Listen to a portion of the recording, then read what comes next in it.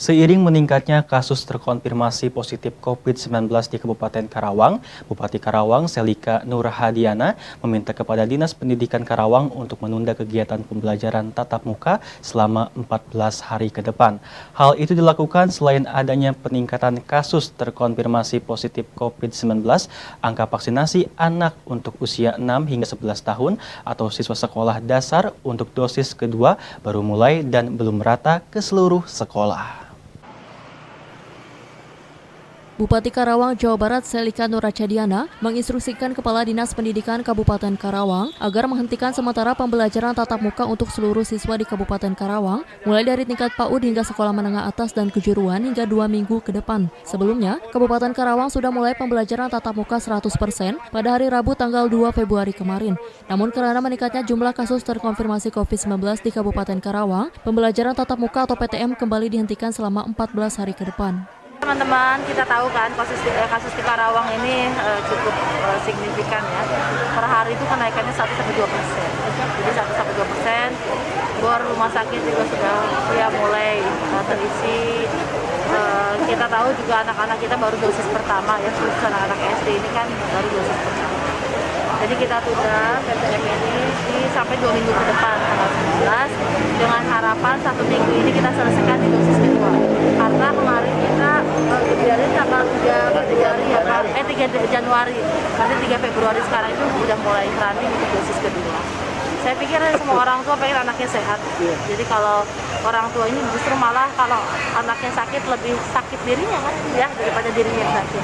Dan saya pikir juga sambil pembenahan kami untuk kami terus mensosialisasikan minimal memakai masker. Jadi kalau teman-teman wartawan pada hari ini harapannya juga bantuan kami ya untuk terus mensosialisasikan masker itu penting, percepatan vaksinasi itu penting. Jadi target kami di 2 minggu ini adalah yang pertama dosis kedua anak-anak harus 100%, yang kedua adalah lansia itu sekarang di 63% harus 70% di akhir bulan.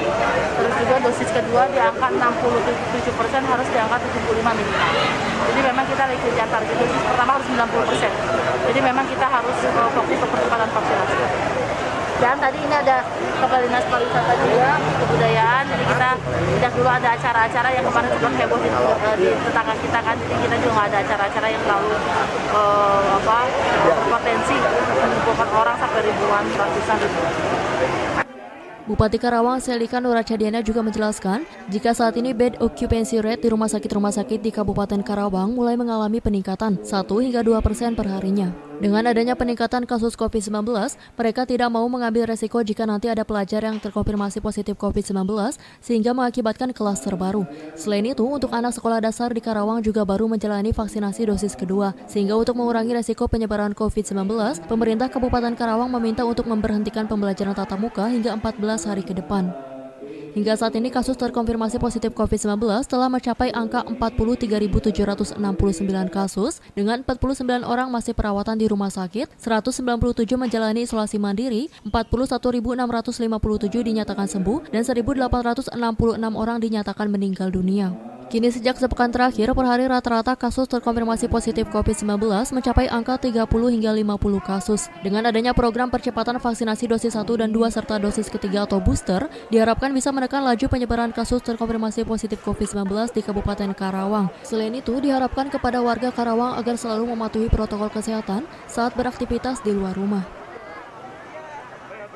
Dari Karawang, Cipta TV.